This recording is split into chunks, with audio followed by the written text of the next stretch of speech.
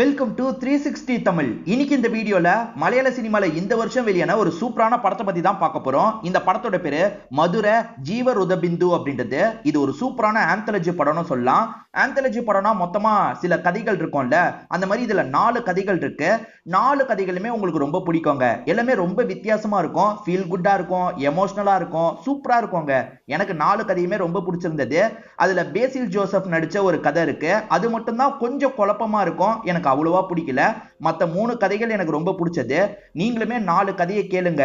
அந்த 4 கதையில எந்த கதை உங்களுக்கு பிடிச்சது, எது உங்களுக்கு பிடிக்கல அப்படின்றத கண்டிப்பா என் கூட ஷேர் பண்ணிக்கோங்க. எக்ஸ்பிளனேஷனுக்குள்ள போறதுக்கு முன்னாடி வீடியோக்கு ஒரு லைக் போடுங்க. அதே மாதிரி இந்த எக்ஸ்பிளனேஷன் பிடிச்சிருந்ததுன்னா ஐப்னு ஒரு ஆப்ஷன் இருக்கும், அது பண்ணுங்க. அது மூலியமா இந்த வீடியோ இன்னும் நிறைய பேர்கிட்ட கொண்டு போய் சேர்க்கப்படும். சரிங்க, மேற்கொண்டு பேசி டைம் வேஸ்ட் பண்ணாம நம்ம நேரடியா எக்ஸ்பிளனேஷனுக்குள்ள போயிடலாம். கதையோட ஸ்டார்டிங் சீனே ஜெசின்னு ஒருத்தரை காட்டுறாங்க. இவரை பொறுத்த வரைக்கும் சினிமால நடிக்கணும்னு ஆசை இருக்கும். இப்ப கேமராவெல்லாம் செட் பண்ணி இவருமே நடிச்சு பார்த்துட்டு இருக்காரு. சினிமால டைலாக் இருக்கும் பாத்தீங்களா, அதெல்லாம் சொல்லி தான் இவர் பிராக்டிஸ் எடுத்துட்டு இருக்காரு. அப்பன்னு பார்த்து இவரோட அப்பா கதவை தட்டுறாரு போல. அப்பாக்கு இதை பத்தி எல்லாம் தெரியாது. அப்பா முன்னாடி இவர் எக்ஸசைஸ் பண்ண மாதிரிலாம் நடிச்சிட்டு இருக்காரு. செம்ம டயர்டா இருக்குப்பா, சாப்பாடு ரெடி பண்ணுங்கன்னு சொல்லிட்டாரு. சரின்ற மாதிரி அப்பாவும் ரெடி பண்றதுக்காக போயிடுறாரு. எதுக்காக அப்பா கிட்ட மறைச்சு வச்சிருக்காருன்றது நமக்கு கிளியரா தெரியல. ஜெசியை பொறுத்த வரைக்கும் ஒரு ஸ்கூல்ல வேலை பார்க்கறாரு. இப்ப டைம் ஆயிடுச்சு, இவருமே வேகமா கிளம்பிட்டு இருக்காரு. அந்த ஸ்கூல்ல ஒருத்தர் இருக்காருல, எல்லாருக்குமே ஸ்நாக்ஸ் மாதிரிலாம் தந்துட்டு இருக்காரு. ஜெசி சாருக்கும் தராரு. ஆனா இவர் டயட்ல இருக்கேன், எனக்கு வேணான்ற மாதிரிலாம் அவாய்ட் பண்ணிடுறாரு. அப்போ ஒரு டீச்சர் நீங்க வந்தோன்னா பிரின்சிபல் சார் கூப்பிட்டாரு அப்படின்ற மாதிரி சொல்றாங்க. ஐயோ, நிறைய லீவ் எடுத்திருக்கோம், அதை பத்தி தான் பேச போறாரு போல அப்படின்ற மாதிரி ஜெசியும் யோசிக்கிறாரு. இப்ப ஜெசி இருக்காருல, பிரின்சிபலை பாக்குறதுக்காக வந்துடுறாரு. பிரின்சிபல் கிட்ட என்ன விஷயம்னு கேக்குறாரு. எதுக்காக கூப்பிட்டிருக்கேன்னு உனக்கே தெரியாதா? எப்ப பாரு கேஸ்டிங் காலை பார்த்தா நீ ஆக்டிங் சான்ஸுக்காக போயிடுற, ஒழுங்காவே ஸ்கூலுக்கு வர மாட்டேன்னு சொல்றாரு. இல்ல சார், இதுக்கப்புறம் இந்த மாதிரிலாம் நடக்காது, கொஞ்சம் லீவ் ஆயிடுச்சு அப்படின்ற மாதிரிலாம் இவருமே இவரை சமாதானப்படுத்திட்டு இருக்காரு. அப்பன்னு பார்த்தா ஆஷான்னு ஒரு டீச்சர் வராங்க. அந்த ஆஷா கூட சேர்ந்து இவரும் வெளியே வந்துடுறாரு. ஆக்சுவலா இவருக்கு ஆஷா மேல ஒரு கண்ணு, எப்பவுமே இவங்க கிட்ட ஃப்ளர்ட் பண்ற மாதிரிலாம் பேசுவாரு. அவங்களுமே ஆக்டிங்லாம் எப்படி போயிட்டு இருக்கு, ஏதாவது சான்ஸ் கிடைச்சதா அப்படின்ற மாதிரி கேக்குறாங்க. இன்னும் சான்ஸ் கிடைக்கல, கண்டிப்பா இந்த வருஷத்துக்குள்ள ஒரு படம் பண்ணிடுவேன்ற மாதிரிலாம் கான்பிடென்ட்டா சொல்லிட்டாரு. இவரை பொறுத்த வரைக்கும் இந்த ஸ்கூல்ல பிடி டீச்சரா தான் வேலை பார்ப்பாரு. பெருசா இந்த வேலைலாம் இவருக்கு பிடிக்காது போல. இங்கேயுமே இவர் ஆக்டிங் பிராக்டிஸ் தான் எடுத்துட்டு இருக்காரு. அப்ப 2 பசங்க இந்த இடத்துக்கு வந்துடுறாங்க. இதுல ஒரு பையன் ஷார்ட் பிலிம்லாம் எடுக்க போறதா சொல்லியிருப்பான். நான் உனக்கு ப்ரொடியூஸ் பண்றேன்ற மாதிரி இவர் அப்பப்ப காசுலாம் அந்த பையனுக்கு தருவாரு. ப்ரொடியூசர்னு என் பேரெல்லாம் போட தேவையில்ல, எனக்கு ஆக்டிங் சான்ஸ் மட்டும் தந்தா போதும்ன்ற மாதிரி சொல்லிட்டாரு. கதையில நீ எழுதியிருந்தது எனக்கு பிடிச்சிருந்தது, அந்த ரோல் எனக்கு தானேன்ற மாதிரி கேட்கிறாரு. சார், உங்களை மனசுல வச்சுதான் நான் எழுதினேன், கண்டிப்பா உங்களுக்கு தான் அந்த ரோல்ன்ற மாதிரி சொல்றான். இவருமே காசெல்லாம் தந்து அனுப்பி வைக்கிறாரு. அந்த பையன் விளையாடணும் சார், ஃபுட்பால் தாங்கன்ற மாதிரி கேட்கறான். அதையும் இவர் தந்துலாம் அனுப்பி விடுறாரு. இப்ப பசங்க விளையாடிட்டு இருக்கும் போது இவரும் வெளியே வந்து வேடிக்கை பாக்குறாரு. அதே சமயம் ஏதாவது சான்ஸ் வருதா பாக்கலான்ற மாதிரி இவர் போனை யூஸ் பண்ணிட்டு இருக்காரு. அப்பன்னு பார்த்து வேற ஒரு சார் இருக்காருல, சார் ஒரு பிரச்சனை வாங்கன்ற மாதிரி சொல்லிட்டாரு. ஒரு பொண்ணு மயங்கி விழுந்திருப்பா, இவர்கிட்ட மட்டும் தான் கார் இருக்கும், நீங்க கூட்டிட்டு போங்கன்ற மாதிரி சொல்றாங்க. சரின்ற மாதிரி இவர் ஏத்துக்கிறாரு. இவர் மட்டும் போகாம 2 மிஸ்ஸுங்க கூட வராங்க. அதுல ஆஷாவும் கூட வராங்க. ஒன்னும் பிரச்சனை இருக்காது அப்படின்ற மாதிரி இவருமே ஹாஸ்பிட்டலுக்கு கொண்டு வந்து சேர்த்துறாரு. அந்த பொண்ணுக்கு சாதாரண மயக்கமா தான் இருக்கும். இப்ப இன்னொன்று டீச்சர் இருக்காங்கல்ல, அந்த பொண்ணை கூட்டிட்டு தான் எப்படியும் போனோம், பக்கத்துல தான் என் வீடு இருக்கு, நான் போயிட்டு வந்துடுறேன், நீங்க வெயிட் பண்ணுங்கன்னு சொல்றாங்க. சரின்ற மாதிரி இவங்களுமே வெயிட் பண்ண ஆரம்பிக்கிறாங்க. பக்கத்துல டீ குடிக்க போலான்ற மாதிரி பக்கத்துல இருக்க ஹோட்டலுக்கு 2 பேருமே வராங்க. அங்க இருக்க ஒரு டாக்டர் இவருக்கு தெரிஞ்சவரா இருப்பாரு போல. என்ன இப்பெல்லாம் செக்அப்க்கு ஒழுங்கா வரதில்ல, ஒழுங்கா வாங்கன்ற மாதிரிலாம் சொல்லிட்டாரு. சரின்ற மாதிரி இவருமே ஏத்துக்கிறாரு. இது எல்லாத்தையும் ஆஷா கவனிச்சாங்கல்ல, என்ன செக்அப், உடம்புக்கு ஏதாவது பிரச்சனையா அப்படின்ற மாதிரி கேக்குறாங்க. இவருமே சொல்றதுக்கு தயங்குறாரு. எங்க டைம் இருக்குல்ல, எதுனாலும் என்கிட்ட சொல்லுங்கன்ற மாதிரி இவங்க கேக்குறாங்க. இப்ப இவருமே இவரோட பிரச்சனையை சொல்ல ஆரம்பிக்கிறாரு. ஆக்சுவலா இவருக்கு இந்த ஸ்போர்ட்ஸ்ல எல்லாம் சுத்தமா இன்ட்ரெஸ்டே இருக்காது. அப்பாவை பொறுத்த வரைக்கும் ஸ்போர்ட்ஸ்ல ரொம்ப இன்ட்ரெஸ்ட் இருக்கும். அம்மா போனதுக்கு அப்புறம் அப்பா இருக்காருல, குழந்தைய பாத்துக்கிற மாதிரிலாம் இவரை பார்த்திருப்பாரு. அப்பாவுக்கு ஸ்போர்ட்ஸ்ல ரொம்ப இன்ட்ரெஸ்ட் இருக்குல்ல, ஸ்போர்ட்ஸ் ரிலேட்டடான ஒர்க்ல இவரை சேர்க்கணும், ஸ்போர்ட்ஸ்ல சாதிக்க வைக்கணும்ன்ற மாதிரிலாம் ட்ரைனிங் பயங்கரமா கொடுத்திருப்பாரு. அதெல்லாம் போயிட்டு இருக்கும் போது ஒரு ஆக்டிங் சான்ஸுக்காக இவர் போயிருப்பாரு. பைக்ல போகும்போது ஆக்சிடென்ட் ஆகி தான் இவரோட முதுகு தண்டு உடஞ்சு போயிருக்கும். அதுக்கப்புறம் என்னோட அப்பா நினைச்சதை என்னால பண்ண முடியல, அதனால அப்பாவுக்கு பிடிச்ச மாதிரி பிடி சாரா சேர்ந்துடலான்றதுக்காக தான் இந்த வேலையில சேர்ந்தேன். மத்தபடி இந்த வேலையில சேர்றதுலாம் என்னோட விருப்பமே கிடையாது. என் அப்பா என் மேல ரொம்ப பாசம் வச்சிருக்காரு. பைக்ல போனதுனால தானே ஆக்சிடென்ட் ஆச்சு, அதனால காரை வாங்கி தரேன்ற மாதிரி காரை வாங்கி தந்துட்டாரு. நல்ல வேலை நான் ஆக்டிங் சான்ஸுக்காக போகும்போது தான் இப்படி ஆச்சுன்றது என்னோட அப்பாவுக்கு தெரியாதுன்ற மாதிரி சொல்லிட்டாரு. ஏன் அப்பா கிட்ட நீங்க சொல்ல வேண்டியது தானே, எதுக்காக பயப்படுறீங்க அப்படின்ற மாதிரி இவங்க கேக்குறாங்க. எனக்கு பயம்லாம் கிடையாதுங்க, என் அப்பா கிட்ட இந்த விஷயத்த சொல்லி அவர் வருத்தம் ஆயிட்டாருன்னா என்னால தாங்கிக்க முடியாது. என் அப்பாவோட ஆசையை மீறி நான் எதுவும் செய்யக்கூடாதுன்னு நினைக்கிறேன், அதனால தான் அப்பாவுக்கு தெரியாம ட்ரை பண்ணிட்டு இருக்கேன் அப்படின்ற மாதிரிலாம் இவர் சொல்லிட்டு இருக்காரு. சோ அப்பாவுக்கு தெரியாம எதனால வீடியோ எடுத்தாருன்னு இப்பதான் தெரிய வருது. ஜெசியை பொறுத்த வரைக்கும் ஆஷாவை பிடிக்கும்னு சொன்ன பாத்தீங்களா, அவங்க கிட்ட அடிக்கடி சாட் பண்றாரு. வெளியே வச்சு ரெண்டு பேருமே மீட்லாம் பண்றாங்க. அப்பா கிட்ட அறிமுகப்படுத்துறதுக்காக வீட்டுக்கெல்லாம் கூட்டு வராரு. இப்படியே இவங்க பழகுறத ஒரு சாங் மாதிரி நமக்கு காமிக்கிறாங்க. எக்ஸாம்லாம் முடிஞ்சதுக்கு அப்புறம் ஷூட்டிங்கை வச்சுக்கலான்ற மாதிரி அந்த பையன் சொல்லியிருப்பான். அதனால எக்ஸாம்ல அவன் பாஸ் ஆகிறதுக்கு இவர் ஹெல்ப்லாம் பண்றாரு. இப்ப ஆஷா கிட்ட இருந்து கால் வருது. என்னோட சொந்தக்கார அண்ணன் சினிமா இண்டஸ்ட்ரியில தான் இருக்காரு, அவர்கிட்ட பேசி ஏதாவது சான்ஸ் வாங்குறதுக்கு ட்ரை பண்ணவா அப்படின்ற மாதிரி கேக்குறாங்க. இல்லங்க, என்னோட சொந்த முயற்சியில சான்ஸ் வாங்கணும்னு நினைக்கிறேன்ற மாதிரி இவருமே சொல்லிட்டு இருக்காரு. இப்பதான் ஒரு ஷாக்கிங்கான விஷயம் நடக்குது. அது என்னன்னா, கொரோனா பரவல் ஏற்பட்டிருக்கு. அதனால எல்லாருமே கொஞ்ச நாள் வீட்டை விட்டு வெளியே வரக்கூடாது அப்படின்ற மாதிரி சொல்றாங்க. அச்சச்சோ, எவ்வளவு நாள் போக போகுது அப்படின்ற மாதிரிலாம் இவர் யோசிச்சுட்டு இருக்காரு.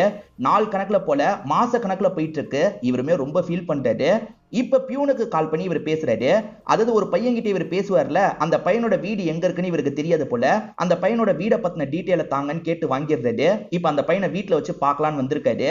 அந்த பையனுமே என்ன சார் இங்க வந்திருக்கீங்கன்ற மாதிரி கேக்குறான். எப்படா நீ ஷூட்டிங் எடுப்ப, இப்பயே நம்ம ஷூட்டிங் எடுத்தா என்னன்ற மாதிரி கேக்குறாரு.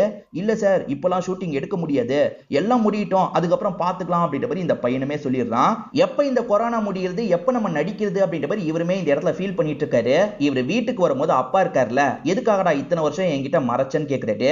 அதாவது இவர் இல்லாத சமயம் ரூமை செக் பண்ணும்போது அப்பாக்கு எல்லா விஷயமும் தெரிய வந்திருக்கு, அதனால தான் இப்படி கேக்குறாரு. இல்லப்பா, நீங்க கஷ்டப்படுவீங்கன்றதுக்காக தான் மறைச்சேன்னு சொல்லிட்டாரு. நீ ஸ்போர்ட்ஸ்ல பெரிய ஆளா வரணும்ன்றது தான் என்னோட ஆசை, அது என்னோட ஆசை மட்டும் தான்டா, அதுக்காக உன்னோட ஆசையை நான் மதிக்காம இருப்பேனா? உன்னோட ஆசையை என்கிட்ட ஷேர் பண்ணியிருந்தா அதுக்கான சப்போர்ட்டை நான் பண்ணிருப்பேன்டா. இப்ப கூட ஒன்னும் கெட்டு போல, இதுக்கப்புறம் தைரியமா ட்ரை பண்ணு, எல்லா இடத்துலயும் அட்டன் பண்ணு, கண்டிப்பா உனக்கான வாய்ப்பு கிடைக்கும்னு சொல்லிட்டாரு. இவருமே அப்பா கிட்ட நன்றி எல்லாம் சொல்லிட்டு இருக்காரு. இப்ப கொரோனால கொஞ்சம் தளர்வு எல்லாம் ஏற்பட்டு இருக்கு. அப்பதான் இவருக்கு பிரின்சிபல் கிட்ட இருந்து கால் வருது. பிரின்சிபல் என்ன சொல்றாருன்னா, ஆன்லைன் கிளாஸ் தான் இதுக்கப்புறம் நடக்க போகுது, நீங்க எல்லா சாப்டரையும் நல்லா ப்ரிப்பேர் பண்ணிக்கோங்க, அது எல்லாத்தையும் ரெக்கார்ட் பண்றதுக்கு ஆளுங்க வந்துருவாங்க, நீங்க வந்து நடிச்சு தந்தா போதும் அப்படின்ற மாதிரி சொல்றாரு. சரி சார், ஓகேன்ற மாதிரி இவருமே ஏத்துக்கிறாரு. இவருக்கு முன்னாடி வேற ஒரு சார் வந்திருப்பாரு. அந்த சார் பயங்கரமா சொதப்புறாரு. அவருக்கு பாடம்லாம் நல்லா எடுக்க தெரியும், ஆனா கேமரா முன்னாடி எடுக்கிறதுக்கு அவருக்கு ஒரு மாதிரி கஷ்டமா இருக்கு, பயங்கரமா சொதப்புறாரு. என்ன சார் சொதப்பிக்கிட்டே இருக்கீங்க, ஒழுங்கா நடிங்கன்ற மாதிரி இவங்களுமே சொல்றாங்க. ஒரு வழியா கஷ்டப்பட்டு எடுத்து முடிக்கிறாங்க. அவருமே புலம்பிக்கிட்டே இங்கிருந்து கிளம்புறாரு. அப்பதான் நம்ம ஜெசி இந்த இடத்துக்கு வராரு. இவர் என்ன டார்ச்சர் பண்ண போறாரோ அப்படின்ற மாதிரி அந்த டீமை சேர்ந்தவங்க பயங்கரமா யோசிச்சுட்டு இருக்காங்க. என்ன சார் ரெடி தானேன்னு கேக்குறாங்க. இவரும் ரெடின்னு சொல்லிட்டாரு. அப்ப ஆக்ஷன் சொல்லுங்க அப்படின்ற மாதிரி இவர் சொல்லிட்டாரு. எதுக்கு இவர் ஆக்ஷன்லாம் சொல்றாருன்ற மாதிரி யோசிக்கிறாங்க. சார் ஆக்ஷன்லாம் சொன்னாதான் ஒரு நடிக்கிற ஃபீல் வரும் சார், அதுக்காக தான் சொல்றேன், ஆக்ஷன் சொல்லுங்கன்ற மாதிரிலாம் கேட்கிறாரு. சரி சொல்லலாம் அப்படின்ற மாதிரி இவங்களுமே படம் எடுத்தா எப்படி சொல்லுவாங்களோ அந்த மாதிரி சொல்றாங்க. இவர் பக்காவா பண்ணிடுறாரு. இப்ப ஆஷா எப்படி போச்சுன்ற மாதிரி கேக்குறாங்க. இவர் வாய்ஸ் நோட் அனுப்பலாம்னு நினைக்கிறாரு. அதுக்குள்ள டீம்ல இருக்க ஒரு நபர் இருக்கார்ல, நீங்க சூப்பரா நடிக்கிறீங்க, கண்டிப்பா சினிமால ட்ரை பண்ணுங்க, உங்களுக்கு வாய்ப்பு கிடைக்கும்னு சொல்லிட்டாரு. இதை கேட்கிற ஜெசிக்கு சந்தோஷமா இருக்கு. இது எல்லா விஷயத்தையும் ரெக்கார்ட் பண்ணி அவங்களுக்கு அனுப்பி வச்சிடுறாரு. அவங்களுமே ஸ்மைலி எல்லாம் போட்டு பதில் சொல்றாங்க. பயங்கர சந்தோஷமா இங்க இருந்து கிளம்புறாரு. இதோட ஃபர்ஸ்ட் கதை முடியுது. ரெண்டாவது கதையோட ஸ்டார்டிங் சீனே ஒரு தியேட்டரை காட்டுறாங்க. இந்த தியேட்டர்ல வேலை பார்க்குற மனுன்றவருக்கு நடிக்கிறதுனா ரொம்ப இன்ட்ரெஸ்ட் இருக்கும். தியேட்டர்ல என்ன சீன் போயிட்டு இருக்கோ அந்த சீனுக்கு இவர் பாத்ரூம்ல கிளீன் பண்ணிக்கிட்டே பர்ஃபார்ம்லாம் பண்ணிட்டு இருக்காரு. இந்த தியேட்டர்ல இருக்க எல்லா வேலையும் எல்லாருமே பார்க்கணும் போல. இப்ப மனு கிட்ட ஃப்ரெண்ட் இருக்கார்ல, நீ போய் டீயை தெரியா இல்ல நான் தரவான்னு கேக்குறாரு. இல்ல நானே தரேன்ற மாதிரி மனுவும் வேகமா டீ எல்லாம் வாங்கிக்கிறாரு. இப்ப யாருக்கோ தரதுக்காக ஒரு ரூம் கிட்ட வராரு. அந்த ரூம் கதவை திறக்கிறவர் சட்டுன்னு டீயை மட்டும் வாங்கிக்கிறாரு. இவர் உள்ள போலான்னு ஆசையா வந்திருப்பாரு, ஆனா உள்ள போக முடியல. இந்த மனுவை பொறுத்த வரைக்கும் அடிக்கடி சினிமா சம்பந்தமா கற்பனை பண்ணுவாரு. இப்ப கூட போட்ல தான் வீட்டுக்கு வந்துட்டு இருக்காரு. அப்படி வரும்போது அங்க டைட்டானிக் ஷிப் போற மாதிரிலாம் இவருக்கு தோணுது. எல்லாம் இமேஜினேஷன் தான். அடிக்கடி இந்த மாதிரி இமேஜினேஷன்லாம் இவருக்கு வரும் போல. ஒரு வழியா இவருமே கிளம்பி வீட்டுக்கு வந்துடுறாரு. இவரை பொறுத்த வரைக்கும் தங்கச்சி அம்மா இருக்காங்க, அப்பா இறந்து போயிருப்பாரு. என்ன திரும்பி ஸ்மோக் பண்ணிருக்கியான்ற மாதிரி கையெல்லாம் மோந்து பார்த்து தங்கச்சி கண்டுபிடிக்கிறாங்க. இல்லன்னு இவர் சமாளிக்கிறாரு. 50 Shades of Greyன்னு ஒரு படம் இருக்குல்ல, கொஞ்சம் வில்லங்கமான படமா இருக்கும். அந்த படத்தோட சீனை இவர் பர்ஃபார்ம் பண்ணிட்டு இருக்காரு. அதை ரெஸ்ட் ரூம்க்கு வந்து ஒருத்தர் பார்த்துடுறாரு. என்னப்பா பண்ணிட்டு இருக்கேன்னு கேக்குறாரு. அதெல்லாம் ஒண்ணும் இல்ல சார் அப்படின்ற மாதிரி இவரும் சமாளிச்சுட்டு வேகமா அங்க இருந்து கிளம்புறாரு. இவர் அடிக்கடி ரூம்க்கு வந்து டீ தராரு. ஆனா யாருக்கு தராரு அப்படின்றத தெளிவா நமக்கு காட்டல. ஒரு ஸ்டேஜ்ல யாருக்கு தராரு அப்படின்றத காமிச்சிடுறாங்க. அது ப்ரொஜெக்டர் ரூமா தான் இருக்கும். அந்த ரூம்ல ஒரு பெரியவர் தான் ஆப்ரேட்லாம் பண்ணுவாரு. அந்த பெரியவர்கிட்ட எப்படியாவது பேச்சை கொடுக்கணும்ன்ற மாதிரி இவர் ஒவ்வொரு நாளும் ட்ரை பண்ணிட்டு இருப்பாரு. இப்ப பேச்சை கொடுக்குறாரு. இது எப்படி ஒர்க் ஆகுது, நீங்க என்னென்ன ஒர்க்லாம் பண்ற மாதிரி இருக்கும்ன்ற மாதிரிலாம் கேட்கறாரு. அந்த பெரியவருமே பதில்லாம் சொல்லிட்டு இருக்காரு. ஒன்ஸ் அந்த பெரியவர் டீயை குடிச்சு முடிச்சோன்னே கிளம்பு அப்படின்ற மாதிரி சொல்லிட்டாரு. கொஞ்சம் பேசலான்னு இவர் நினைப்பாரு. ஆனா பெரியவர் போன்னு சொல்லிட்டாரு. வேற வழி இல்லாம மனுவை இங்க இருந்து கிளம்ப ஆரம்பிக்கிறாரு. ஒரு வழியா அந்த பெரியவர்கிட்ட பேசிட்டன்ற மாதிரி ஃப்ரெண்டு கிட்ட சொல்லிட்டாரு. எது அந்த பெரியவர் உன்கிட்ட பேசினாரா? எங்க யார்கிட்டயும் பேசவே மாட்டாரு, உன்கிட்ட எப்படி பேசினாருன்னு தெரியலன்ற மாதிரிலாம் சொல்லிட்டாங்க. அதெல்லாம் அப்படிதான் அப்படின்ற மாதிரி இவரும் சிரிச்சுக்கிட்டே இங்க இருந்து கிளம்புறாரு. இப்ப வீட்டுக்கு இவர் சைக்கிள்ல வந்துட்டு இருக்கும் போது அந்தரத்துல பறக்கிற மாதிரி இவருக்கு தோணுது. ஈட்டின்னு ஒரு படத்துல பறப்பாங்க பாத்தீங்களா, அந்த மாதிரிலாம் இவர் இமேஜின் பண்ணிக்கிறாரு. அடிக்கடி இந்த மாதிரி இமேஜின் பண்ணி பருப்புல திடீர்னு பார்த்தா பக்கத்துல இருக்க தண்ணியை கூட இவரால எடுக்க முடியல. ஏதோ தலைக்குள்ள நடக்கிற மாதிரியே இவருக்கு தோணுது. டேய், இங்க தானே தண்ணி இருக்கு, நீ எங்கடா கைய வச்சிருக்கன்ற மாதிரி தங்கச்சி தான் தண்ணி எடுத்து தராங்க. கற்பனை பண்றதுனால இவருக்கு ஏதோ ஒரு ப்ராப்ளம் ஏற்படுது போல. மேக்சிமம் அந்த பெரியவர் டீயை மட்டும் வாங்கிட்டு அனுப்பி விட்டுருவாரு போல. இன்னைக்கு உள்ள வான்ற மாதிரி சொல்லிட்டாரு. மனுவும் பயங்கரமா சந்தோஷப்படுறாரு. இப்ப ப்ரொஜெக்டர்ல படம்லாம் ஓடிட்டு இருக்கு பாத்தீங்களா, அதெல்லாம் இவர் சந்தோஷமா பார்த்துட்டு இருக்காரு. இப்ப அந்த ப்ரொஜெக்டருக்கு பக்கத்துல போய் எட்டி பாக்குறாரு. அப்ப சட்டுன்னு இந்த பெரியவர் முதுகுல கைய வைக்கிறாரு. அங்க என்ன எட்டி பாக்குற, பேய் பாத்துற போதுன்ற மாதிரி சொல்லிட்டாரு. எது பேயான்ற மாதிரி மனு ஷாக் ஆகுறாரு. நீ என்ன நினைச்சிட்டு இருக்க, இங்க மனுஷங்க மட்டும் தான் படம் பார்க்க வராங்கன்னு நினைச்சிட்டு இருக்கியா? பேய், பிசாசு, ரத்த காட்டேரி, ஓனாய் இந்த மாதிரி எல்லாமே வரும்ன்ற மாதிரி சொல்லிட்டாரு. இவரை நம்மள பயம்புத்துறதுக்கு ட்ரை பண்றாருன்னு மனுக்கு புரியுது. சும்மா என்ன பயன்படுத்த ட்ரை பண்ணாதீங்க, நான் சின்ன பையன் இல்லன்ற மாதிரி சொல்லிட்டாரு. நான் சொல்றதை நீ நம்ப மாட்ட, ஆனா உண்மை என்ன தெரியுமா, இந்த தியேட்டருக்கு பேய், பிசாசு, அதே மாதிரி ரத்த காட்டேரி இந்த மாதிரி எல்லாமே படம் பார்க்கறதுக்கு வருதுங்க அப்படின்ற மாதிரிலாம் இந்த பெரியவர் சொல்லிட்டாரு. ஒரு ஸ்டேஜ்ல மனுக்கு பயம் வந்துருது. அட போய் கிளவா அப்படின்ற மாதிரி வேகமா அங்கிருந்து கிளம்ப ஆரம்பிச்சிடுறாரு. என்னென்ன கதெல்லாம் விடுறான் அப்படின்ற மாதிரி யோசிச்சுட்டு இருக்காரு. அப்ப நடந்து போயிட்டு இருக்கவங்களோட காலை பாக்குறாருல, அதுல ஒரு கால் மட்டும் ஓனாயோட கால் மாதிரி இருக்கு. இத பாக்குறவருக்கு தூக்கி வாரி போட்டுது. என்ன ஓனாயோட கால் மாதிரி தெரியுதுன்னு யோசிக்கிறாரு. இப்ப மிருகங்கள்லாம் படம் பாக்குற மாதிரி இவருக்கு தோணுது. இவர் செம்மையா பயந்து தூக்கத்துல இருந்து முழிக்கிறாரு. முகத்தை கழுவிட்டு வரலான்ற மாதிரி ரெஸ்ட் ரூம்க்கு போய் இவர் முகத்தெல்லாம் கழுவிட்டு வந்துட்டு இருக்காரு. அந்த இடத்துல பார்த்தா ஒரு அழகான பொண்ணு இவருக்கு எதிர வந்துட்டு இருக்காங்க. இவருமே வச்ச கண்ணு வாங்காம பாத்துட்டு இருக்காரு. அதுக்குள்ள அந்த பொண்ணு வெளியே போயிடுறாங்க. அந்த பொண்ணை கண்டுபிடிக்கணும்ன்ற மாதிரி வேகமா வெளியே வந்துட்டு இருக்காரு. இவர் வெளியே வரும்போது ஒரு கார் கிளம்பி போகுது. அந்த பொண்ணு அந்த கார்ல தான் கிளம்பிட்டா போல அப்படின்ற மாதிரிலாம் இவர் யோசிச்சுட்டு இருக்காரு. சிசிடிவியை செக் பண்ணோம் அப்படின்ற மாதிரி ஃப்ரெண்டு கிட்ட கேக்குறாரு. ஆனா கடைசி வரைக்கும் அவர் காட்ட மாட்டேன்னு சொல்லிடுறாரு. இதனால ஹீரோவும் அப்செட் ஆகி கிளம்பிடுறாரு. இப்ப ஹீரோ வீட்டுக்கு வரும்போது சோஃபால அந்த பொண்ணு உட்காந்துட்டு இருக்க மாதிரியே தெரியுது. இவர் அந்த பொண்ணை பார்த்து பேசிட்டு இருக்காரு. அங்க யார்கிட்டடா பேசிட்டு இருக்கன்ற மாதிரி அம்மா கேக்குறாங்க. உண்மையில யாருமே இல்ல, இவர் கண்ணுக்கு மட்டும் அந்த பொண்ணு தெரியுறாங்க. இப்ப பெட்ரூம்க்கு வந்தா பெட்ல அந்த பொண்ணு உட்காந்துட்டு இருக்காங்க. நீ இங்க வந்துட்டியா அப்படின்ற மாதிரி அந்த பொண்ணுக்கு பக்கத்துல போய் பேசுறாரு. ரொமான்டிக்கா அந்த பொண்ணை கிஸ் பண்ற மாதிரிலாம் பண்ணிட்டு இருக்காரு. இவர் இப்பதான் கற்பனை பண்றாரா இல்ல ஏற்கனவே அந்த பொண்ணை பார்த்ததும் கற்பனையா அப்படின்றது கிளியரா நமக்கு தெரியல. அந்த பெரியவருக்கு இப்பெல்லாம் டீ தர மாட்டேன்ற மாதிரி சொல்லிட்டாரு. என்ன விஷயம்னு ஃப்ரெண்ட்ஸ் கேக்குறாங்க. இந்த மாதிரிலாம் அந்த பெரியவர் சொன்னாருன்ற மாதிரி இவர் சொல்றாரு. பேய் பிசாஸ்லாம் உண்மையிலேயே இருக்குன்ற மாதிரி ஃப்ரெண்ட்ஸுங்களும் இவரை கிண்டல் பண்றாங்க. இவர் இருக்கார்ல, நெட்ல சர்ச் பண்ணி பார்க்கலாம்னு சர்ச் பண்ணி பாக்குறாரு. பேய் பிசாஸ்லாம் நம்ம மத்தியில இருக்கதான் செய்யுதுன்ற மாதிரி நிறைய பேர் வீடியோ போட்டிருக்காங்க. அப்ப பேய் பிசாஸ்லாம் இருக்கான்ற மாதிரி இவர் ஷாக் ஆகுறாரு. இப்ப நைட்டு நேரம் சைக்கிள்ல வீட்டுக்கு வந்துட்டு இருக்காரு. அப்ப எதிர போற கார்ல அந்த பொண்ணு போயிட்டு இருக்காங்க. அவங்களையே பார்த்து சைக்கிளை ஓட்டுறாருல, தெரியாதனமா ஒரு இடத்துல இடிச்சிடுறாரு. பொத்துன்னு கீழே போய் விழுந்துடுறாரு. இப்ப அந்த பொண்ணு இருக்காங்கல்ல, தியேட்டர்ல பாப்கார்ன் வாங்குறதுக்காக வந்திருக்காங்க. இவருமே சிரிச்சுக்கிட்டே அந்த பொண்ணுக்கு பாப்கார்ன் தந்துட்டு இருக்காரு. அந்த பொண்ணு கூட சினிமா போலான்ற மாதிரி உள்ளலாம் வந்துட்டு இருக்காரு. திடீர்னு பார்த்தா அந்த பொண்ணு ஓனாயா மாறிடுறாங்க. இது எல்லாமே இவருக்கு வந்த கனவா இருக்கும். சட்டுன்னு இவரும் கனவுல இருந்து முழிக்கிறாரு. ஒருவேளை அவர் சொன்னது உண்மையா இருக்குமா அப்படின்ற மாதிரிலாம் யோசிச்சுட்டு இருக்காரு. வேற ஒரு நாள் அந்த பொண்ணு படம் பார்த்துட்டு தியேட்டரை விட்டு கிளம்பிட்டு இருக்காங்க. இன்னைக்கு மிஸ் பண்ணக்கூடாது அப்படின்ற மாதிரி இவரும் சைக்கிள் எடுத்துட்டு ஃபாலோ பண்றாரு. ஃபாலோ பண்ணும்போது அந்த பொண்ணு ஒரு காட்டு பகுதிக்கு போய் இறங்குறது இவருக்கு தெரியுது. அந்த இடத்துல இறங்கி நடக்க ஆரம்பிக்கிறாங்க. நம்மளும் நடக்கலான்ற மாதிரி இவரும் அந்த காட்டு பகுதியை நோக்கி நடக்க ஆரம்பிக்கிறாரு. நடந்து வந்துட்டு இருக்கும்போது அந்த பொண்ணு திடீர்னு காணாம போயிடுறாங்க. அங்க சில ஆளுங்க இல்லீகல் வேலை எல்லாம் பண்ணிருப்பாங்க போல. இவன் யாரா, இவன் எப்படா இந்த இடத்துக்கு வந்தான்ற மாதிரிலாம் யோசிச்சுட்டு இருக்காங்க. ஒரு பொண்ணை தேடி வந்தன்ற மாதிரி சொல்லிட்டாரு. ஆனா இந்த இடத்துல பொண்ணு யாருமே இல்ல. நம்மளை கண்டுபிடிக்கிறதுக்காக வந்திருக்க மீடியால போல. இவன் கதையை முடிக்கணும்ன்ற மாதிரிலாம் யோசிக்கிறாங்க. வேணான்னு இவர் சொல்றாரு. அவங்க என்ன நினைக்கிறாங்கன்னா, இவன் வெளியே போனா ஆபத்து, இவன் கதையை முடிக்கணும்ன்ற மாதிரி கத்தியை வச்சு வயிற்றிலேயே குத்திடுறாங்க. இவர் உயிருக்கு போராடிட்டு இருக்காரு. அப்ப மட்டும் அந்த பொண்ணு கண்ணுக்கு தெரியுறாங்க. இப்ப அந்த பொண்ணை பார்த்து லைட்டா ஸ்மைல் பண்ணிட்டு இருக்காரு. ஒரு ஸ்டேஜ்ல இந்த இடத்துல இவர் இறந்தும் போயிடுறாரு. ஆக்சுவலா தங்கச்சி அம்மா இருக்காங்கல்ல, இவரோட கல்லறைய சோகமா பார்த்துட்டு அங்க இருந்து கிளம்பி போறாங்க. எப்பயுமே போல அந்த தியேட்டர்ல வேலை எல்லாம் நடந்துட்டு இருக்கு. அப்ப அந்த இடத்துக்கு அந்த பொண்ணு நடந்து வந்துட்டு இருக்காங்க. அந்த பொண்ணுக்கு பின்னாடி யார் வரான்னு பார்த்தா நம்ம ஹீரோ தான் வந்துட்டு இருக்காரு. செத்து போனவர் எப்படி வராருன்ற மாதிரி நம்ம யோசிக்கிறோம்ல. இவங்களுமே படம் பார்க்கறதுக்காக ஸ்கிரீனுக்குள்ள வந்துடுறாங்க. படம் பார்த்துட்டு இருக்கும்போது ரெண்டு பேரோட கண்ணும் ப்ளூ கலர்ல மாற ஆரம்பிக்குது. அந்த பொண்ணுது எல்லோ கலர்ல மாறுது, இவரது ப்ளூ கலர்ல மாறுது. ரெண்டு பேருமே நரி ஊளையிடும்ல, அந்த மாதிரி ஊளையிட்டு இருக்காங்க. இது எல்லாத்தையும் அந்த பெரியவர் கேட்டு கொஞ்சம் ஷாக் ஆயிட்டு இருக்காரு. அதாவது பெரியவர் பேயெல்லாம் இருக்குன்னு சொன்னார்ல, உண்மையிலேயே பேயும் படம் பார்க்கறதுக்காக இந்த தியேட்டருக்கு வருதுன்ற மாதிரி காமிச்சு நமக்கு கதையை முடிக்கிறாங்க. இந்த கதை தான் கொஞ்சம் டிஃபரெண்டா இருந்தது. உங்களுக்கு பிடிச்சதா இல்லையான்றத சொல்லுங்க. மூணாவது கதையோட ஸ்டார்டிங் சீனே ஜோசப்னு ஒருத்தரை காட்டுறாங்க. இந்த பெரியவர் இருக்கார்ல, இப்ப ஷவர்ல குளிச்சிட்டு இருக்காரு. அப்படி குளிச்சிட்டு இருக்கும் போது ஒய்ஃப் இவரோட முதுகு கிட்ட வந்து கட்டி பிடிச்சிடுறாங்க. இவருமே ஒய்ஃப் கிட்ட சந்தோஷமா பேசிட்டு இருக்காரு. இப்படி பேசிட்டு இருக்கும் போது போன் திரும்ப திரும்ப வந்துகிட்டே இருக்க மாதிரி சவுண்ட் கேக்குது. நான் போனை எடுத்து பேசிட்டு வந்துடுறேன்ற மாதிரி ஹஸ்பண்ட் இருக்கார்ல வெளியே வந்துடுறாரு. அட்டன் பண்ணா இவரோட பையன் பேசுறது தெரியுது. ஆக்சுவலா அப்பாவோட இடத்த வித்து வேற ஒரு இடத்துல வீடு கட்டலான்னு பையன் முடிவு பண்ணிருக்காரு போல. அம்மா போனதுக்கு அப்புறம் நீங்க தனியா அந்த வீட்டுல கஷ்டப்பட்டுட்டு இருக்கீங்கல்ல, நீங்க தங்கச்சி வீட்டுல வந்து இருங்கப்பா, அந்த வீட்டை வித்துடலாம், அது மூலியமா காசு கிடைச்சா வேற ஏதாவது இடத்த வாங்கி போடலான்ற மாதிரிலாம் பையன் சொல்லிட்டாரு. அப்பதான் இவரோட ஒய்ஃப் இறந்து போயிட்டாங்கன்னு நமக்கு தெரிய வருது. ஒய்ஃபோட மெமரிஸ்லாம் இந்த வீட்டுல தான் இருக்கு, இந்த வீட்டை விக்கணுமான்ற மாதிரி யோசிக்கிறாரு. பையன் கிட்ட வேற வழி இல்லாம ஓகே சொல்லியிருப்பாரு. பசங்க ஓரளவுக்கு வளர்ந்துட்டா பசங்களுக்கு தனியா ரூம் தரணும் பாத்தீங்களா, அதனால இவங்களோட பிரைவசி பாதிக்கப்படும். இவங்களோட பிரைவசிக்காக எப்பவுமே ரெண்டு பேருமே இந்த பாத்ரூம்க்கு வந்து தான் பேசிப்பாங்க போல. அது எல்லாத்தையும் இந்த இடத்துல நமக்கு காட்டுறாங்க. பசங்களோட தேவை என்னவோ அதை பத்தி தான் பயங்கரமா டிஸ்கஸ் பண்றாங்க.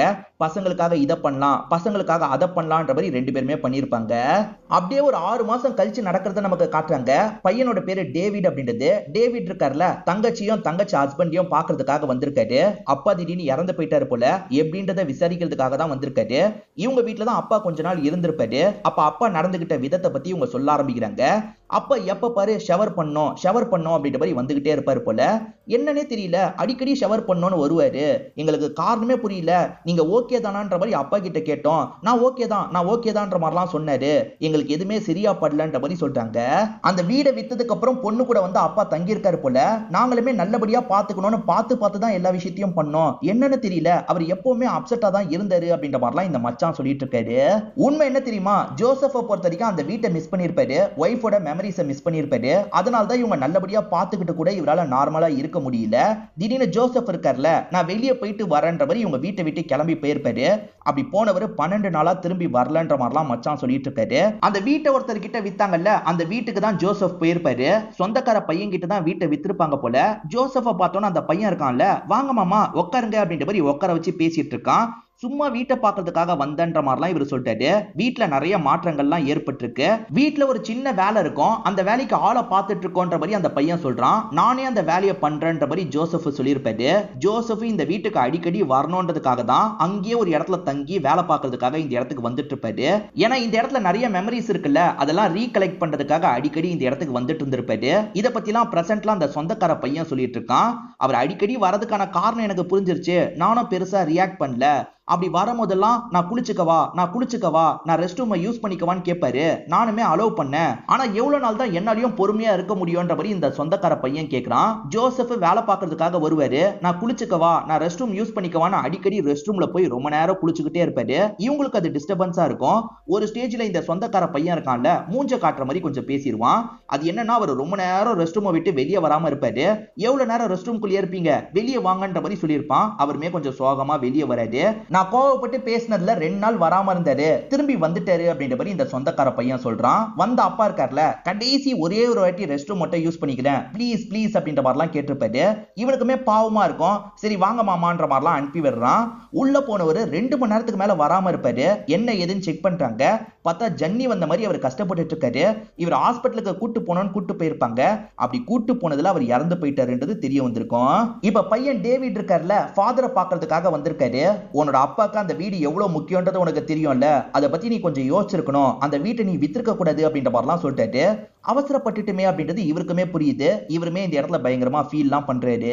அப்பாவை பொறுத்த வரைக்கும் இந்த வீட்டை தாண்டி சில இடங்கள் இருக்கும். பையனோட படிப்புக்காக அந்த இடத்தெல்லாம் விக்கலான்ற மாதிரி ஒய்ஃபு கிட்ட பேசியிருப்பாரு. எப்பவுமே இவங்க ரெஸ்ட் ரூம்ல தானே பேசுவாங்க, அந்த மாதிரி பேசிட்டுலாம் இருக்காங்க. பிரசன்ட்ல இந்த சவுண்ட் எல்லாம் டேவிடுக்கு கேக்குது.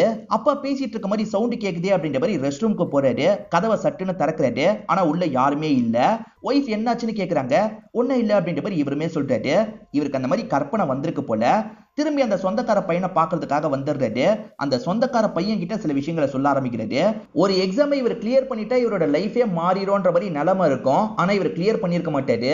அதனால நிறைய காசு செலவு பண்ற மாதிரி இருக்கும். அப்பா எதை பத்தியும் கவலைப்படாம பையனை படிக்க வைக்கணும்ன்றதுக்காக செலவு பண்ணி எல்லா விஷயத்தையும் பண்ணிருப்பாரு. எனக்காக பார்த்து பார்த்து அவ்வளவு பண்ணாரு. அவருக்கு அந்த வீடு முக்கியம்ன்றது எனக்கு தெரியாம போயிருச்சு. நிச்சயமா எனக்கு தெரிஞ்சிருக்கணும், என்னோட அப்பாவை அந்த வீட்லயே நான் இருக்க வச்சிருக்கணும் அப்படின்ற மாதிரிலாம் சொல்லிட்டாரு. அதாவது இந்த வீட்லயே இருக்க வச்சிருக்கணும்ன்ற மாதிரி சொல்லிட்டாரு. இப்ப அப்பாவோட கல்லறைக்கு வந்து இவர் ஃபீலிங்கா பேசிட்டு இருக்காரு. இவர் ஃபீலிங்கா பேசிட்டு இருக்கிறத பின்னாடி இருந்து ஃபாதரும் கவனிக்கிறாரு. பரவாயில்ல, பையன் புரிஞ்சுக்கிட்டான்ற மாதிரிலாம் யோசிக்கிறாரு. இப்ப பிரசன்ட்ல டேவிட் இருக்காரு பாத்தீங்களா, அப்பா எப்படி நிப்பாரோ அந்த மாதிரி பாத்ரூம்ல நின்னுட்டு இருக்காரு. பயங்கரமா ஃபீல் பண்ணிட்டு இருக்காரு. அப்ப யாரோ வந்து இவரை கட்டி பிடிக்கிறாங்க. இவரோட ஒய்ஃப் தான் கட்டி பிடிக்கிறாங்க. அதாவது அம்மா அப்பா எப்படி இருந்தாங்களோ அதே மாதிரி இவரும் நின்னுட்டு இருக்காருன்ற மாதிரி நமக்கு காட்டுறாங்க. இவர் பண்ண தப்ப புரிஞ்சு ஃபீலிங்கா ஒய்ஃப் கிட்ட பேசிட்டு இருக்காரு. சரி விடுங்கன்ற மாதிரி ஒய்ஃபை இந்த இடத்துல ஆறுதல்லாம் சொல்லிட்டு இருக்காங்க. இதோடைய மூணாவது கதையும் முடிச்சிடுறாங்க. நாலாவது கதையோட ஸ்டார்டிங் சீனே மாண்டேஜா சில ஷாட்டை காட்டுறாங்க. அது என்னன்னா, ஒருத்தர் அடிக்கடி ஹாஸ்பிட்டலுக்கு வராரு, பிளட் டெஸ்ட் எல்லாம் எடுக்கிறாரு, சுகருக்கான டெஸ்ட் எல்லாம் எடுத்துட்டு இருக்காரு. இதுதான் சாப்பிடணும்ன்ற மாதிரி டாக்டர் அட்வைஸ் எல்லாம் பண்றாங்க. அதுக்கேற்ற மாதிரி இவர் சாப்பிடுறாரு. அப்படி சாப்பிடுறது இவருக்கு ரொம்ப கஷ்டமா இருக்குன்ற மாதிரி நமக்கு காட்டுறாங்க. ஆக்சுவலா இவரோட பேரு மாதவன் அப்படின்றது, இவரோட ஒய்ஃப் பேரு பிரபா அப்படின்றது. இவங்க ரெண்டு பேருக்குமே பொண்ணு இருக்காங்க, பேத்தி இருக்காங்க. இன்னைக்குதான் இந்த கப்பலோட கல்யாண நாளா இருக்கும். அதனால ஒய்ஃப் இருக்காங்கல்ல, ஸ்வீட் எல்லாம் ரெடி பண்ணிட்டு இருக்காங்க. அதே மாதிரி பொண்ணு பேத்தி இந்த இடத்துக்கு வந்திருக்காங்க.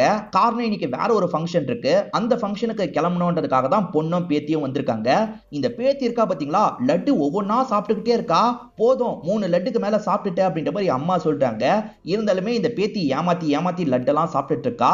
இந்த வயசுல தானே சாப்பிட முடியும், சாப்பிடட்டும் அப்படின்ற மாதிரி பிரபா பேத்திக்கு சப்போர்ட்டிவா பேசிட்டு இருக்காங்க. அதுக்கு பொண்ணு இருக்காங்கல்ல, அநியாயத்துக்கு ஸ்வீட்டை சாப்பிடுறா, இப்பயே நிறைய சொத்த பல்லாம் வந்துருச்சு, அதனால தான் கண்ட்ரோல் பண்ணிட்டு இருக்கேன் அப்படின்ற மாதிரிலாம் சொல்லிட்டாங்க. சரி உன்னோட அப்பாவுக்கு போய் டீயை தந்துரு அப்படின்ற மாதிரி அம்மா இருக்காங்கல்ல பொண்ணு கிட்ட தராங்க. இப்ப பொண்ணு இருக்காங்கல்ல அப்பாவை பாக்குறதுக்காக வராங்க. லால் தான் இந்த ரோலை பண்ணிருப்பாரு. அப்போ ஒரு புக் படிச்சுட்டு இருக்கும் போது பொண்ணு இருக்காங்கல்ல, அப்பா இந்தாங்க டீ குடிங்க அப்படின்ற மாதிரி டீயை வச்சுட்டு போறாங்க. இவர் ஆர்வமா அந்த டீ எடுத்து குடிக்கலாம்னு நினைக்கிறாரு. பார்த்தா டீல சுத்தமா சுகர் இல்ல. இத பாக்குற இவருக்கு செம்ம கடுப்பா இருக்கு. இந்த சுகர் வந்ததும் வந்துச்சு, நம்மளுக்கு டீல கூட சுகர் கிடைக்க மாட்டேங்குது அப்படின்ற மாதிரி இவருமே இந்த இடத்துல புலம்பிட்டு இருக்காரு. ஒய்ஃப் வெளியே கிளம்ப போறாங்க. அதனால கிருஷ்ணரை வேண்டதுக்காக வந்துடுறாங்க. அப்படி வேண்டிட்டு இருக்கவங்க லைட்டா ஹஸ்பண்ட் பார்த்து சிரிக்கலாம் செஞ்சுட்டு இருக்காங்க. இவர் பயங்கரமா இந்த இடத்துல புலம்பிட்டு இருக்காரு. இப்ப பேத்தி இருக்கால, ஏன் தாத்தா நீங்க வரலன்ற மாதிரி கேக்குறா. தாத்தாவால சரியா நடக்க முடியல, அதனால தான் வரலன்ற மாதிரி இவருமே சொல்லிட்டாரு. இப்ப எல்லாருமே கிளம்புறதுக்காக ஆட்டோவெல்லாம் இந்த இடத்துக்கு வர வச்சிடுறாங்க. இப்ப அந்த அண்ணன் கிட்ட பேசிக்கிட்டே கிளம்புறதுக்கு தயாராகுறாங்க. இந்த சமயம் வீட்ல ஒர்க் பண்றதுக்காக சில லேடிஸ் வந்திருப்பாங்க. இப்ப பிரபா ஹஸ்பண்ட் கிட்ட சொல்லிட்டு போறதுக்காக வந்திருக்காங்க. இந்த நாள் கூட நீ ஸ்வீட் தரல அப்படின்ற மாதிரி இவர் கொஞ்சம் அப்செட்ல இருக்காரு. இந்த சாரியை மட்டும் அட்ஜஸ்ட் பண்ணி விடுங்கன்ற மாதிரி இவங்களுமே அட்ஜஸ்ட் பண்ணிக்கிறாங்க. அதுக்கப்புறம் வெளியே வராங்க. ஒர்க் பண்றதுக்காக சில லேடிஸ் வந்திருக்கிறதா சொன்ன பாத்தீங்களா, அந்த லேடிஸ் கிட்ட ஒரு வார்த்தை சொல்லிட்டு இவங்களுமே இங்க இருந்து கிளம்ப ஆரம்பிக்கிறாங்க. ஒய்ஃப் கிளம்பிட்டாங்கன்னு தெரிஞ்சோம் ஹஸ்பண்ட் இருக்காரு பாத்தீங்களா, ஸ்வீட் எடுத்து சாப்பிடணும்னு யோசிக்கிறாரு. இப்ப வேகமா ஸ்வீட் எல்லாம் செக் பண்றதுக்காக வராரு. ஆனா ஸ்வீட் எதுவுமே இருக்கிற மாதிரியே தெரியல. எங்க ஸ்வீட் போச்சு அப்படின்ற மாதிரி இவருமே இந்த இடத்துல முடிச்சிட்டு இருக்காரு. சரி டிவியாவது பாப்போன்ற மாதிரி இவரும் டிவியை வச்சு பாக்குறாரு. நியூஸ் தான் முதல்ல ஓடிட்டு இருக்கு. விளம்பரம் மாதிரி வருது இல்ல, அதுல ஸ்வீட்ஸ் எல்லாம் காட்டுறாங்க. அதை பார்க்கும் போது இவருக்கு எச்சி ஊறுது. கண்டிப்பா ஸ்வீட்டை கண்டுபிடிச்சு நம்ம சாப்பிடணும் அப்படின்ற மாதிரி இவருமே தேடுறதுக்காக வந்துடுறாரு. எங்கெங்கயோ தேடி பாக்குறாரு. எங்கேயுமே ஸ்வீட் இருக்கிற மாதிரியே தெரியல. ஒரு கபோர்டு மட்டும் லாக்ல இருக்கு. இந்த கபோர்டுக்கான சாவி எங்க இருக்கும், சாவியை தேடணும் அப்படின்ற மாதிரி ஒவ்வொரு இடமா இவரும் தேடி பாக்குறாரு. ஆனா ஒய்ஃப் எங்கேயோ மறைச்சு வச்சிருக்காங்க போல. இவர் கண்ணில் அந்த சாவியை பட மாட்டேங்குது. அப்பன்னு பார்த்து யாரோ காலிங் பெல் அடிக்கிறாங்க. யாரு என்னன்னு பாக்குறதுக்காக இவர் வெளியே வராரு. பக்கத்து வீட்டு லேடி தான் வந்திருக்காங்க. ஏதாவது வேணும்னா நான் உங்களுக்கு போட்டு தரேன், அக்கா போகும்போது சொல்லிட்டு போனாங்க அப்படின்ற மாதிரி சொல்லிட்டாங்க. எனக்கு ஒரு டீ வேணும் அப்படின்ற மாதிரி இவர் சொல்லிட்டாரு. அவ்வளவுதானே, போட்டு வரேன்ற மாதிரி இவங்க கிளம்புறதுக்காக நடக்கிறாங்க. அப்படி நடந்துட்டு இருக்கவங்க திடீர்னு நிக்கிறாங்க. சுகர் இல்லாம தானேன்ற மாதிரி கேட்கறாங்க. அதுக்கு மாதவன் இருக்காருல, எனக்கு டீயே வேணாம் நீ கிளம்பு அப்படின்ற மாதிரி இவங்களை அனுப்பி விட்டுறாரு. இப்ப ஒய்ஃப் அந்த ஃபங்க்ஷனை நமக்கு காட்டுறாங்க. சொந்தக்கார பொண்ணோட நிச்சய ஃபங்க்ஷனா இருக்கும் போல. அதுக்காக தான் இவங்க பொண்ணை கூட்டிட்டு வந்திருக்காங்க. இப்ப ஃபங்க்ஷன் நல்லபடியா இந்த இடத்துல நடந்துட்டு இருக்கு. இப்ப ஹஸ்பண்ட் இருக்காரு பாத்தீங்களா, வேற ஒரு பொருள் எடுக்கணும், அதுக்கு சாவி வேணும்ன்ற மாதிரிலாம் கேட்கறாரு. அந்த பொருள்லாம் வெளியே இருக்கு, ஸ்வீட்டை மட்டும் தான் நான் உள்ள வச்சிருக்கேன். நீங்க ஸ்வீட் தானே எடுக்கிறதுக்கு ட்ரை பண்றீங்க, சாவியை பத்திரமா ஒளிச்சு வச்சிருக்கேன், எங்க தேடினாலும் உங்களால கண்டுபிடிக்க முடியாதுன்ற மாதிரி சொல்லிட்டாங்க. நல்லா பிளான் பண்ணி தான் இப்படி பண்ணிருக்கா அப்படின்ற மாதிரி இவரும் கடுப்பாயிட்டு இருக்காரு. என்ன இன்னும் தேடிட்டு இருக்கீங்க போல, எவ்வளவு தேடினாலும் சரி உங்களால கண்டுபிடிக்க முடியாதுன்ற மாதிரிலாம் ஒய்ஃப் சொல்றாங்க. எப்படியாவது கண்டுபிடிச்சு ஸ்வீட்டை சாப்பிடணும்ன்ற மாதிரி இவர் யோசிக்கிறாரு. ஒரு இடம் விடாம எல்லா இடத்தையும் இவர் தேடி பாக்குறாரு. அப்ப கூட சாவியை கண்டுபிடிக்க முடியல. இந்த பிரபா வந்திருக்கிறதும் ஒரு ஃபங்க்ஷன் தானே, அங்க ஸ்வீட்லாம் இருக்கு. இந்த சின்ன பொண்ணு ஸ்வீட்டை எடுத்து எடுத்து சாப்பிட்டுட்டு இருக்கா. அம்மா பார்வையிலேயே மிரட்டுறாங்க, போதும் சாப்பிட்ட வரைக்கும், இதுக்கப்புறம் சாப்பிடாது அப்படின்ற மாதிரிலாம் பண்றாங்க. ஆனா இந்த பொண்ணு எடுத்து எடுத்து சாப்பிட்டுட்டு இருக்கா. இப்ப யாரோ வெளியே வந்திருக்காங்க. யாருன்னு பாக்குறதுக்காக மாதவன் வெளியே வராரு. ஒருத்தங்க பாயாசம் தரதுக்காக தான் வந்திருக்காங்க. பிரபாக்கா எங்க போனாங்கன்ற மாதிரிலாம் கேக்குறாங்க. அவ ஃபங்க்ஷனுக்கு போயிருக்கா, என்கிட்ட தான்ற மாதிரி இவர் கையெல்லாம் நீட்டிட்டு இருக்காரு. ஆனா அந்த பொண்ணுக்கு லைட்டா டவுட் வந்துருது. இவர்கிட்ட ஸ்வீட் எல்லாம் தரக்கூடாது, அக்கா கிட்ட ஒரு வார்த்தை கேட்டுலான்ற மாதிரி யோசிக்கிறாங்க. இப்போ போன் எடுத்து பிரபாக்கு கால் பண்றாங்க. அவ்வளவுதான், கால் பண்ணிட்டா, இதுக்கப்புறம் நமக்கு கிடைக்காதுன்ற மாதிரி இவர் யோசிச்சுட்டு இருக்காரு. ஒய்ஃப் தரக்கூடாதுன்னு சொல்லியிருப்பாங்க போல. அக்கா வந்ததுக்கு அப்புறம் நான் தந்துக்கிறேன், நான் கிளம்புறேன்ற மாதிரி இங்க இருந்து கிளம்பி போயிடுறாங்க. இதுவும் போச்சா அப்படின்ற மாதிரி இவருமே இந்த இடத்துல புலம்பிட்டு இருக்காரு. கல்யாண நாள் அன்னைக்கு கூட நம்மளால ஸ்வீட் சாப்பிட முடியலன்ற மாதிரி இவர் யோசிச்சுட்டு இருக்காரு. இன்னொன்னு பக்கம் பேத்தி இருக்காங்கல்ல, அம்மாக்கு தெரியாம ஒவ்வொரு ஸ்வீட்டா எடுத்து சாப்பிட்டுட்டு இருக்காங்க. இவர் இந்த மாதிரிலாம் ஃபீல் பண்ணிட்டு இருக்கும் போது வெளியே வேலை பார்க்குற லேடிஸ் இந்த இடத்துக்கு வராங்க. மரத்துல இருந்து சில பழங்கள்லாம் விழுந்திருக்கு, இந்தாங்க பழங்கள் அப்படின்ற மாதிரி தராங்க. அந்த பழம் எல்லாமே பார்க்கவே சூப்பரா இருக்கு, இதை சாப்பிட்டா கூட போதும்ன்ற மாதிரி இவர் பயங்கர சந்தோஷப்படுறாரு. அப்ப மத்த லேடிஸ் இருக்காங்கல்ல, உங்களோட ஒய்ஃப் தான் சொன்னாங்க நீங்க ஸ்வீட்லாம் சாப்பிடக்கூடாதுன்ட்டு, எப்படியும் நீங்க சாப்பிட மாட்டீங்கல்ல, எங்களுக்காவது தாங்க, பசங்களுக்கு தருவோன்ற மாதிரிலாம் சொல்றாங்க. இவரால மறுக்கவும் முடியல. சரி இந்தாங்கன்ற மாதிரி பழங்களை இவங்க கிட்டே தந்து அனுப்பி விடுறாரு. இப்ப சோகமா இவர் உட்காந்துட்டு இருக்கும் போது ஒய்ஃப் கிட்ட இருந்து மெசேஜ் வருது. இவர் கோவத்துல ரிப்ளை பண்ணாம இருக்காரு. என்ன என் மேல கோவமான்னு கேக்குறாங்க. ஆமான்ற மாதிரி இவரும் பதில் சொல்லிட்டாரு. சரி உங்களுக்கு நான் க்ளூ தரேன்ற மாதிரி இவங்களுமே கிருஷ்ணரோட அந்த சிலை இருக்கு பாத்தீங்களா, அதை அனுப்பி வச்சிருக்காங்க. என்ன சிலையை அனுப்பி வச்சிருக்கா அப்படின்ற மாதிரி இவருமே யோசிக்கிறாரு. அங்கதான் கீ இருக்குன்ற மாதிரி சொல்லிட்டாங்க. இவங்க வேண்டதுக்காக போகும்போது ஸ்மைல் பண்ணாங்கல்ல, அந்த சிலைக்கு பக்கத்துல தான் சாவியை ஒளிச்சு வச்சிருப்பாங்க, அதனால தான் ஸ்மைல் பண்ணிருப்பாங்க. இதெல்லாம் தெரிஞ்சு இவருமே கிருஷ்ணர் கிட்ட வந்துடுறாரு. செக் பண்ணி பார்க்கும் போது இவருக்கு சாவி கிடைச்சிருது.